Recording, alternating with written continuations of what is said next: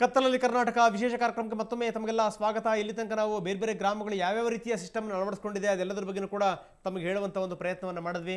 ಇದಕ್ಕೆ ಸಂಬಂಧಪಟ್ಟ ಹಾಗೆ ಮಾತಾಡೋಣ. ದೇವರಾಜ್ ರೆಡ್ಡಿ ಇದ್ದಾರೆ, ಅಂತರ್ಜಿಲ್ಲಾ ಮತ್ತು ಮಳೆ ಕೊಯ್ಲು ತಜ್ಞರು, ಚಿತ್ರದುರ್ಗದಿಂದ ಬಂದಿರುವಂಥವರು. ದೇವರಾಜ್ ರೆಡ್ಡಿ ಅವರ ಕಾರ್ಯಕ್ರಮಕ್ಕೆ ತಮಗೆ ಸ್ವಾಗತ.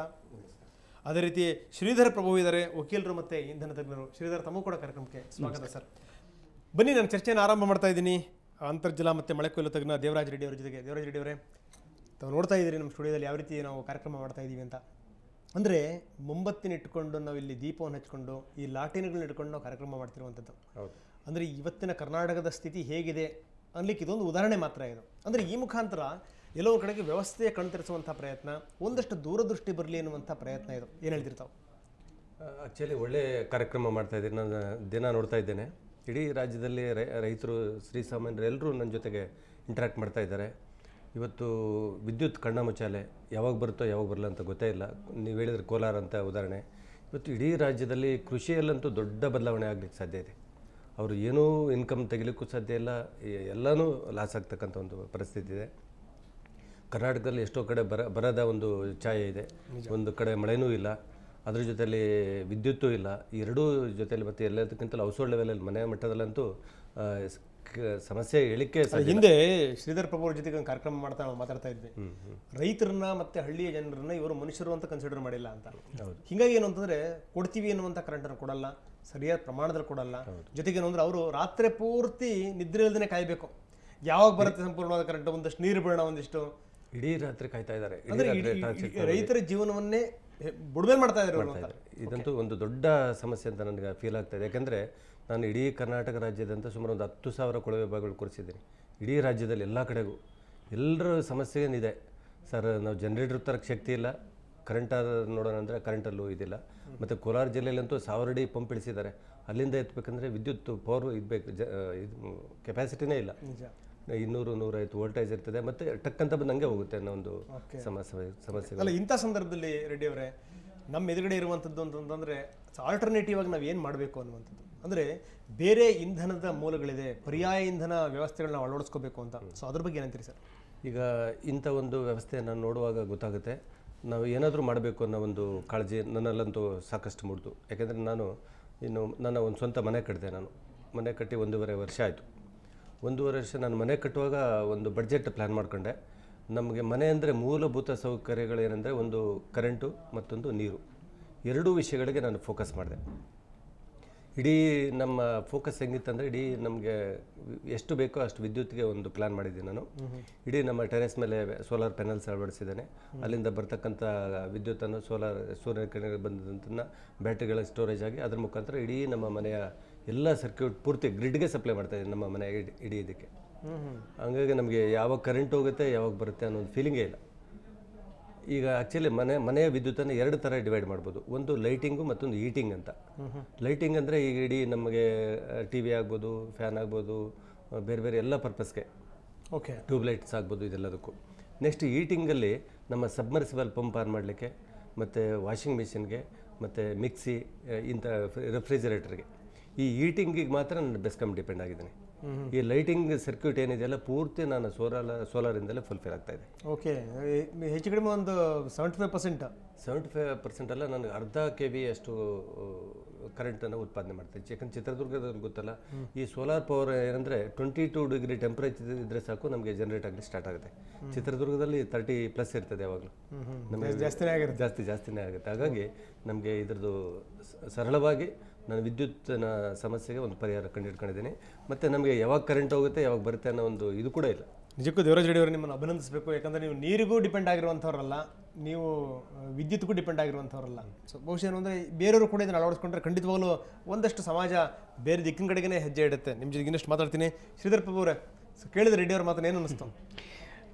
ನೋಡಿ ರಂಗನಾಥ್, ನಾನು ಮೊದಲೇದಾಗಿ ಹೇಳ್ತೇನೆ, ನೀರು ಮತ್ತು ವಿದ್ಯುತ್ಗೆ ಬಹಳ ಅವಿನಾಭಾವಂಥ ಸಂಬಂಧ ಇದೆ. ಒಂದು ಉದಾಹರಣೆಯೊಂದಿಗೆ ನಾನು ತಮಗೆ ಹೇಳಿ ಬಯಸ್ತೇನೆ. ಬೆಂಗಳೂರಿಗೆ ನೀರು ಬರ್ತದೆ, ಸುಮಾರು 100 ಕಿಲೋಮೀಟರ್ ದೂರದಿಂದ ಇವತ್ತು ನೀರು ಬರ್ತದೆ.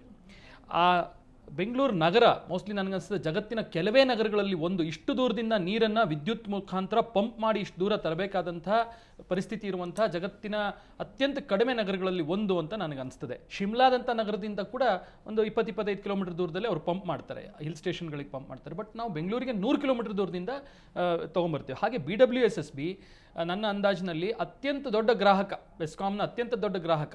ಅಲ್ಲಿ ವಿದ್ಯುತ್ ದರ ಜಾಸ್ತಿ ಆಯಿತು ಅಥವಾ ವಿದ್ಯುತ್ ಕಡಿತ ಆಯಿತು, ಲೋಡ್ ಶೆಡ್ಡಿಂಗ್ ಆಯಿತು ಅಂದರೆ ಅತ್ಯಂತ ಹೆಚ್ಚು ಮಾರಕವಾಗೋದು ಈ ನೀರು ಪೂರೈಕೆಗೆ. ಹಾಗಾಗಿ ಈ ನೀರಿನ ಸಮಸ್ಯೆಗೆ ವಿದ್ಯುತ್ ಸಮಸ್ಯೆಗೆ ಬಹಳ ಹತ್ತಿರದ ಸಂಬಂಧ ಇದೆ ಅಂಥೇಳಿ ಮೊದಲನೇ ಅಭಿಪ್ರಾಯ ನಂದು. ಮತ್ತೊಂದು, ಈಗ ರೆಡ್ಡಿಯವರ ಮಾತನ್ನು ನಾನು ಕೇಳಿಸ್ಕೊತಾ ಇದ್ದೆ, ನಿಮ್ಮ ಕಾರ್ಯಕ್ರಮವನ್ನು ನಾನು ವೀಕ್ಷಿಸ್ತಾ ಇದ್ದೆ. ಎಂಥ ಒಳ್ಳೆ ಜನರು ತಮ್ಮ ಮಟ್ಟದಲ್ಲಿ ಎಷ್ಟು ಸಾಧ್ಯವೋ ಇವತ್ತು ಸರ್ಕಾರಗಳು ಮಾಡಲಾಗದ್ದನ್ನು ಇವತ್ತು ವ್ಯಕ್ತಿಗತವಾಗಿ ಅದನ್ನು ಮಾಡ್ತಾ ಇದ್ದಾರೆ. ಆದರೆ ಬರೀ ವ್ಯಕ್ತಿಗತವಾಗಿ ಒಂದು ಸಿದ್ಧಾಂತ ಏನಂದರೆ, ವ್ಯಕ್ತಿಗತವಾಗಿ ನಾವು ವಿದ್ಯುತ್ತನ್ನು ಕಡಿಮೆ ಬಳಸಬೇಕು ಮತ್ತು ನವೀಕೃತ ವಿದ್ಯುತ್ತನ್ನು ಬಳಸಬೇಕು. ವೈಯಕ್ತಿಕವಾಗಿ ನಮ್ಮ ವಿಂಡ್ ಮಿಲ್ ಹಾಕಿಬಿಟ್ರೆ ಅಥವಾ ನಮಗೊಂದು ಸೋಲಾರ್ ಹಾಕಿಬಿಟ್ರೆ ಭಾಳ ಇದು ಪ್ರಾಬ್ಲಮ್ ಸಾಲ್ವ್ ಆಗ್ತದೆ ಅನ್ನೋದು ಇದು ಪೂರ್ತಿಯಾಗಿ ಸರಿಯಲ್ಲ ಅಂಥೇಳಿ ನನ್ನ ವೈಯಕ್ತಿಕವಾದಂಥ ಅಭಿಪ್ರಾಯ. ಇದು ಯಾಕೆ ಅಂತಂದರೆ ಇದರಲ್ಲಿ ಮೇಜರ್ ರೋಲ್ ಇರೋದು ಕೇಂದ್ರ ಸರ್ಕಾರದ್ದು. ಒಂದು ನೀತಿ ನಿರೂಪಣೆಯನ್ನು ಮಾಡಬೇಕು, ನೀತಿ ನಿರ್ಧರಣೆಯನ್ನು ಮಾಡಬೇಕು ಅಂತೇಳಿ ನಾನು ಹೇಳಿ ಬಯಸ್ತೇನೆ. ಈಗ ವೈಯಕ್ತಿಕವಾಗಿ ಜನ 20,000 30,000 ಕೊಟ್ಟು ಖರ್ಚು ಮಾಡಿ ಅದನ್ನು ಮಾಡಬೇಕಾಗಿದ್ದು ತಮ್ಮ ಗೃಹ ಬಳಕೆ ಮಟ್ಟದಲ್ಲಿ ಇದನ್ನು ಮಾಡಬೇಕು. ಆದರೆ ಅನೇಕ ಜನರಿಗೆ ಇದರ ಸೌಕರ್ಯ ಇಲ್ಲ, ಅದನ್ನು ವಿದ್ಯುತ್ ಉತ್ಪಾದನೆಯನ್ನು ಮಾಡುವಂಥ ಸೌಕರ್ಯ ಇಲ್ಲ. ಇವತ್ತು ಸಣ್ಣ ಸಣ್ಣ ಗುಡಿಸಲುಗಳಲ್ಲಿ ಬದುಕ್ತಾ ಇರುವಂಥವರಾಗಲಿ, ಫ್ಲ್ಯಾಟ್ಗಳಲ್ಲಿ ಬದುಕ್ತಾ ಇರೋರು ಎಲ್ಲಿ ಹಾಕಬೇಕು, ಆ ಸೋಲಾರ್ ಪ್ಯಾನಲ್ನ ಎಲ್ಲಿ ಹಾಕಬೇಕು ಅನ್ನೋಂಥ ಸಮಸ್ಯೆಗಳು ಎದುರಿದೆ. ಮತ್ತು ಎಷ್ಟು ದುಡ್ಡನ್ನು ನಾವು ಖರ್ಚು ಮಾಡಬೇಕು ಅದಕ್ಕೆ ವೈಯಕ್ತಿಕ ಮಟ್ಟದಲ್ಲಿ ಅಂತ. ಆದ್ದರಿಂದ ಕೇಂದ್ರ ಸರ್ಕಾರ ಇವತ್ತು MNRE ನವೀಕೃತ ಇಂಧನ ಮೂಲಗಳ ಮತ್ತು ನವೀಕರಿಸಬಹುದಾದಂಥ ವಿದ್ಯುತ್ ಮೂಲಗಳ ಇಲಾಖೆಯನ್ನೇ, ಒಂದು ಮಿನಿಸ್ಟ್ರಿಯನ್ನೇ ನಡೆಸ್ತಾ ಇದೆ. ಈ ಮಿನಿಸ್ಟ್ರಿಯ ಮಟ್ಟದಲ್ಲಿ ಅಖಿಲ ಭಾರತ ಮಟ್ಟದಲ್ಲಿ ಒಂದು ಕಾರ್ಯಕ್ರಮವನ್ನು ಹಾಕಿಕೊಂಡು 4 ವಿಧವಾದಂಥ ಇವರು ನವೀಕೃತ ಮೂಲಗಳು ಇವತ್ತು ನಾವು ಗುರುತಿಸಿದ್ದೇವೆ.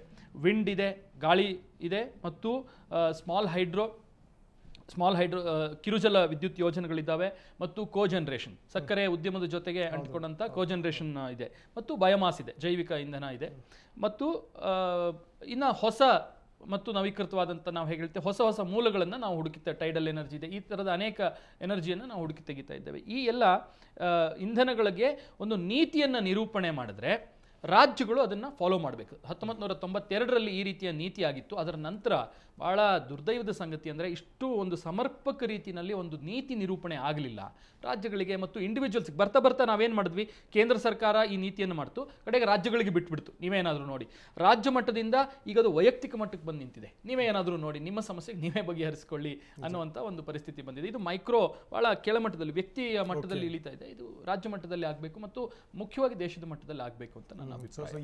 ಈ ಸಂದರ್ಭದಲ್ಲಂತೂ ಯಾಕಂದರೆ ಕೇವಲ ಈ ವಿದ್ಯುತ್ ಸಮಸ್ಯೆ ಅನ್ನೋದು ಕರ್ನಾಟಕದಲ್ಲಿ ಮಾತ್ರ ಇಲ್ಲ, ಎಲ್ಲ ಕಡೆಗೂ ಇದೆ, ಕರ್ನಾಟಕದಲ್ಲಿ ಜಾಸ್ತಿ ಇದೆ. ಸೊ ಇಂಥ ಸಂದರ್ಭದಲ್ಲಿ ಹೆಚ್ಚೆಚ್ಚು ಜನರು ಈ ಕಡೆ ಗಮನ ಕೊಡಬೇಕು ಅಂತ. ಹೌದು, ಒಂದು ನೀತಿ ನಿರೂಪಣೆ ಆಗಬೇಕು. ನೋಡಿ, ನಾನು ಹೇಳ್ತೇನೆ, ಈಗ ಸೋಲಾರ್ನ ನಾನು ಮಾಡ್ತೇನೆ ಅಂತ ಇಟ್ಕೊಳ್ಳೋಣ. ಸೋಲಾರ್ ವಿದ್ಯುತ್ ಇದಕ್ಕೆ ಹೀಟಿಂಗ್ ಮತ್ತು ಲೈಟ್ ಲೋಡನ್ನು ನಾನು ಮಾಡಲಿಕ್ಕೆ ಒಂದು ಸೋಲಾರ್ ಪ್ರಾಜೆಕ್ಟನ್ನು ಹಾಕ್ತೇನೆ ಅಂತ. ಎಷ್ಟು ಸಬ್ಸಿಡಿ ಅದಕ್ಕೆ ಕೊಡಬೇಕು ಮತ್ತು ಅದನ್ನು ಗ್ರಿಡ್ಡಿಗೆ ನಾನು ಕೊಡೋದಾದರೆ, ಒಂದು ವೇಳೆ ಗ್ರಿಡ್ಡಿಗೆ ಕನೆಕ್ಟ್ ಮಾಡೋದಾದರೆ ಎಷ್ಟು ದರ ನನಗೆ ಸಿಗ್ತದೆ. ಬೇರೆ ದರಗಳು ಬೇರೆ ದರವನ್ನು ನಿಗದಿ ಮಾಡ್ತವೆ. ಅದರಿಂದ ಏನಾಗ್ತದೆ, ಇದರ ಅಸಮರ್ಪಕ ಬೆಳವಣಿಗೆ ಆಗ್ತದೆ. ಒಂದೇ ವಿದ್ಯುತ್ ಮೂಲ, ಈಗ ಸೋಲಾರ್ ಎಲ್ಲಿ ಪೊಟೆನ್ಷಿಯಲ್ ಜಾಸ್ತಿ ಇರ್ತದೋ ಅಲ್ಲಿ ಕಡಿಮೆ ಜನ, ಬಿಕಾಸ್ ಆಫ್ ಪಾಲಿಸಿ, ಅಲ್ಲಿಯ ನೀತಿ ಸರಿ ಇಲ್ಲ ಅನ್ನೋ ಕಾರಣಕ್ಕಾಗಿ ಅಲ್ಲಿ ಅದನ್ನು ಟ್ಯಾಪ್ ಮಾಡೋದಿಲ್ಲ. ಹಾಗಾಗಿ ದೇಶದ ಮಟ್ಟದಲ್ಲಿ ಇದಕ್ಕೆ ಒಂದು ನೀತಿ ನಿರೂಪಣೆ ಆದರೆ ರಾಜ್ಯಗಳಿಗೆ ಅದು ಬೈಂಡಿಂಗ್ ಆಗ್ತದೆ ಮತ್ತು ಎಲ್ರಿಗೂ ಒಂದು ಸಮರ್ಪಕವಾದಂತಹ ಒಂದು ಸಮಗ್ರ ನೀತಿ ನಿರೂಪಣೆ ಆದರೆ ಇಡೀ ದೇಶದಲ್ಲಿ ವ್ಯವಸ್ಥಿತವಾಗಿ ಇದರ ಬೆಳವಣಿಗೆಗೆ ಅವಕಾಶ ಆಗ್ತದೆ. ನೀತಿ ನಿರ್ಧಾರ. ಸರ್ ಮತ್ತಷ್ಟು ನಾನು ನಿಮ್ಮ ಜೊತೆಗೆ ಚರ್ಚೆ ಮಾಡ್ತೀನಿ. ಒಂದು ಸಣ್ಣ ಬ್ರೇಕ್ ನಂತರ ಚರ್ಚೆ ಮುಂದುವರಿಯುತ್ತೆ.